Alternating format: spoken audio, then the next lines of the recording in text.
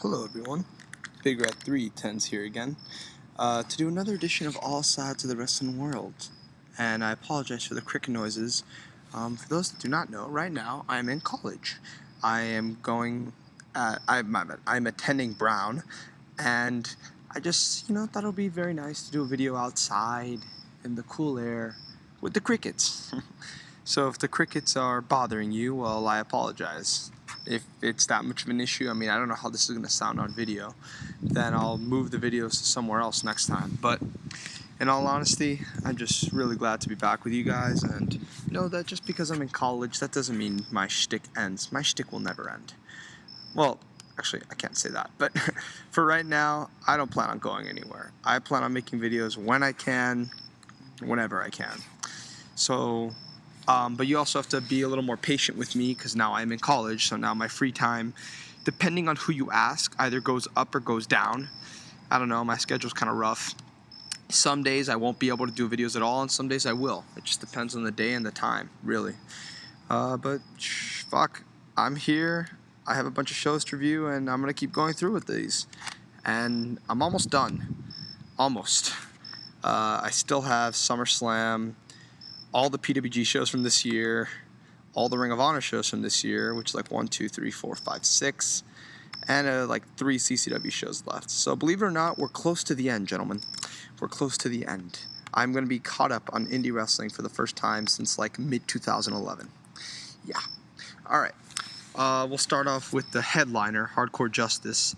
This got a lot of mixed reviews. I know there are people that thought the show was just okay. There are people that thought the show was great. There are people that thought the show was good. There's people that thought the show was bad.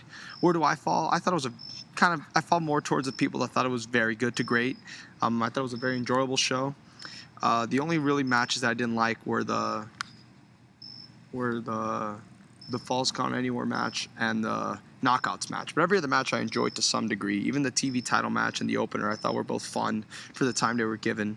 As far as the review of the show, I mean, Chavo, Guerrero, and Hernandez I like as a team. I know a lot of people don't like the LAX carbon copies, but if you're going to use Hernandez, this is kind of the way you got to use him. And he works well in that role, so I'm not going to complain too much. The RVD Anderson-Magnus match was too clunky in my opinion.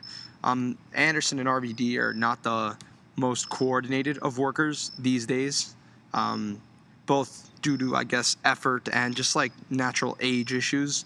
And Magnus is still green, so this match just had a lot of problems. There were a lot of mistimed spots, a lot of botch spots. I don't know, it just felt a little too clunky for me. Like every single, it was like spot after spot, something was like off. And that just bothered me. But the match was still somewhat enjoyable, but it was just it wasn't a good match. It wasn't even an okay match. It was just blah. Devon and Kazarian I thought was fun for what it was. Brooke, Tessmacher, Madison, Rayne I thought was no good. I mean, it was short. It was only given like 5 minutes, but still I didn't really enjoy it that much. The tables match and the X Division title match I thought were both fun, good 10-minute pay-per-view matches. They were both very entertaining. They were both enjoyable. They were both competitive. They both had a lot of drama, and they were very enjoyable professional wrestling encounters. The ladder match I thought was great. All 4 guys did a damn great job. The spots in this match were amazing. The transitions were wonderful. The finish with AJ was absolutely amazing. Just everything you could wish in a great ladder match these days. This had it. This was wonderful. And the main event, I thought it was really good. Aries and Roode have a lot of great chemistry together. I didn't think they could top their match at Destination X. I think they kind of I don't know if they blew their load, but they came very close to it at Destination X. Like it didn't seem like they put themselves in a position to top that match. And this match, I mean, the wrestling was very good. I mean, Roode's just a great heel, and he and Aries, like I said, they work really well together. A lot of their chain sequences are really nicely laid out. Both guys are very crisp. They're both two of the crispest, tightest, I guess. Their ring work is very tight for both of them, and that's why both of their encounters, whenever they wrestle, it's usually a well laid out match. And when you put them both together, they're gonna have good chemistry because that's why they're both just very tight workers. And the match was very, very enjoyable. The finish I thought was a little too overbooked. I could do without the 2 ref bumps and the double pin and Aries and the restart and Aries having to do the schoolboy out of nowhere. All that at once just was it was too much. I might have given it 4 stars if it wasn't for that, because the work was so crisp and it was so great, but I didn't like the last few minutes. I thought it just added a bad taste in my mouth to the match. But nonetheless, Aries won, which I thought was a very good decision. And overall, a very good show from TNA, in my opinion. Wasn't better than Destination X, wasn't better than Slammiversary, but it was still a very good pay-per-view. In my opinion, this continues their streaks of very good pay-per-views. I know some people might disagree, but hey, why are you watching my channel if you don't consider my opinion? The Chikara shows, I thought both of these shows were very entertaining. The first one, especially The Great Escape, I thought was one of the better Chikara shows of the year. In fact, I'd probably put this behind Chikarasaurus Rex and Hot Off the Griddle, and that's it. I thought this was right behind those two. Watching both of these shows made me really excited to go watch King of Trios next week. I'm super pumped for that weekend. For The Great Escape, the Young Lions Cup Eliminator was a lot of fun. I want Chikara to keep doing this format. It really worked this year. Like, you got to know a bunch of the no-name guys, but all their matches were given time because they all weren't rushed on the same show. All the matches were entertaining. All the guys got to stand out, and it didn't feel like a waste of time, where, like, in the past when they did that night one, like, night one usually almost always sucked because it was just a bunch of no-name guys, like 8 matches in a row. They weren't given a lot of time. The guys weren't given opportunities to shine. It just kind of felt like a waste. But with this format, it felt like a proper use of all the talent. So I do definitely want Chikara to continue this format. And that was a good match. The Mysterious and Handsome Stranger versus Icarus. This match was so entertaining. The Mysterious and Handsome Stranger, wonderful, wonderful, wonderful, wonderful. That's all I'm going to say. And the crowd was so into this match and everything that the Stranger did. Absolutely amazing. But yeah, good match. 3.0 and Gran Akuma versus Combatant, Deviant, and SoldierANT. A very fun trios match. I'm leaning towards picking 3.0 and Gran Akuma either to win King of Trios or to go very far, because I think they were Wink Vavasaur's first team in his Chikara biometric system, and I think they have to go really far in the tournament, maybe even win, to put over that Wink knows what he's doing. Because the past few months, like, if you read the Chikara blogs, a lot of people like are criticizing Wink, and Wink is like mad at all the people that are upset that are upset with his system, with his ways of running Chikara. And I think if 3.0 and Gran Akuma won, I think that would show, like, that Wink does know what he's doing. He created a money trio and they won. Not to mention Chikara, I think, is big on 3.0. They made them tag champs, and I think they gave him a short run. I think they only gave them that run because Gargano got hurt, and I think a way to kind of keep them in the spotlight and to keep them noticeable from that short title run would be a King of Trios win. That's just my opinion. I know Trademark thinks the Spectral Envoy are going to win, and I can definitely see that without question, especially if they're going to build to Eddie Kingston and Ultramantis Black at the end of the year. But in my opinion, I'm picking 3.0 and Gran Akuma to win for now. So that was a good match. Sugar Dunk versus Shar was okay. Quackenbush Jigsaw and the Spectral Envoy versus the Young Bucks Heartthrob was a hilarious match. Fucking funny as shit match. This match was really enjoyable, really fun to watch. And the main event was great. Damn great. The emotion. That's the best way I can describe this match. Emotion. The facials of both wrestlers and the emotion that was laid into each hit, into each near fall, into each stiff kick, stiff slap, stiff punch. The emotion made this match an absolutely wonderful professional wrestling match. I enjoyed every minute of it. The crowd ate it up. Great, great, great match. One of the better Chikara matches of the year. In fact, probably the second best behind the Young Bucks Fist from Chikarasaurus Rex. Give him the axe. Not as good, but still an entertaining show, I thought. The opener was another fun trios match. It's kind of funny how the Swarm fought this weekend against the two teams that I think have a good chance at winning King of Trios. The Mysterious and Handsome Stranger was very entertaining, but his match was a little shorter this time. Didn't get as much time as the last one. 3.0 Gran Akuma versus Batiri. This is probably my second best match of the night. Actually, I really enjoyed this match. Their near fall sequences towards like the last 3 minutes were wonderful, wonderful, wonderfully laid out. Del Rey and Icarus was a very fun, enjoyable match. Los Ice Creams was okay. I thought that match was a little dull. I thought the finish was very funny though. The Campeones de Parejas match I thought was very good, but too long. This is something that Chikara does not have a problem with. Chikara does not usually have really long main events. In fact, they're usually quite the opposite. Their main events almost never go more than 20 minutes. In fact, they rarely go more than like 16, 15, because they want to prove that you don't need to go long to have a satisfactory main event. But they gave these guys like 25 minutes, and it just went way too long. It just dragged and dragged and dragged. I was liking the match, and then I just found myself like sitting on my seat going like, okay, I've seen enough, let's get this over with. it was just too long, and it hurt the match. It just dragged. It was a very good match, nonetheless. It was still a very good match, but it just dragged and dragged and dragged, and I think it could have been a hell of a lot better if they took 10 minutes off this match, easy. And the match of the night, the Young Lions Cup Eliminator, ACH, JT Dunn, Aaron Epic, and Vinny Marseglia. This was so entertaining. JT Dunn, ACH, and Aaron Epic came off like great hidden indie talents. Marseglia didn't get a lot of time, but nonetheless, those three came off excellent. And they put on a hell of a show. The crowd was really into this whole match. It was a super entertaining encounter. The match of the night, probably the second best match of the weekend, honestly. I liked it that much. This and the 8-man on night one it's tough. But JT Dunn, ACH, and Aaron Epic, like I said, Chikara just made all three of them seem very important. They made them seem like big deals. They made them seem like guys you should watch out for in the future. So, like I said, very good match there. Thoroughly enjoyed it. So yeah, I give the show a 7. There's some good stuff. Nothing really stand out, like nothing like a Kingston Del Rey match. And there's some matches like, like the Jigsaw Hammermeyer match and the Los Ice Cream match just aren't that interesting. But still a good show nonetheless. Now the WrestleMania weekend shows, I'll talk more about the Ultimate Gate show because I hadn't seen that show yet. AR Fox with Schwan was a very fun opener. Very enjoyable, very nice back and forth action. That's just for you, Ben Turpin. And it was just a very enjoyable encounter. These two guys have very good chemistry, and they really just like gelled so well off each other. Like when they would rotate, when they would transition from one high spot to another, it just felt so smooth. It felt like so smooth. Like I can't really describe it. They just worked really well. I guess they just have great chemistry. I guess I can just say that. But like I said, the transitions were just really well done. The Scene versus Tommy Dreamer and Bobby Fish, and Callahan versus Bebop Hulk were both, they were fine for what they were. Cannon and Picky Sanchez versus John Davis and Sabu. I thought it was actually a fun match. I just thought it was a little too short. If it was given a little more time, I thought it could have been a good to very good match, but it was still fun. For the time it went, it was enjoyable. Tozawa and Mochizuki, I thought it was really good. Maybe I'm just a hater, but I don't know. I didn't think it was like the amazing blow-away Dragon Gate match of the weekend, like a lot of people said. A lot of people said this was the Dragon Gate match of the weekend, and I didn't see it. I didn't even think it was the match of the night. But I still, nonetheless, that was a very fun match. Mochizuki and Tozawa fucking killed each other the last 5 minutes. Some really stiff near falls.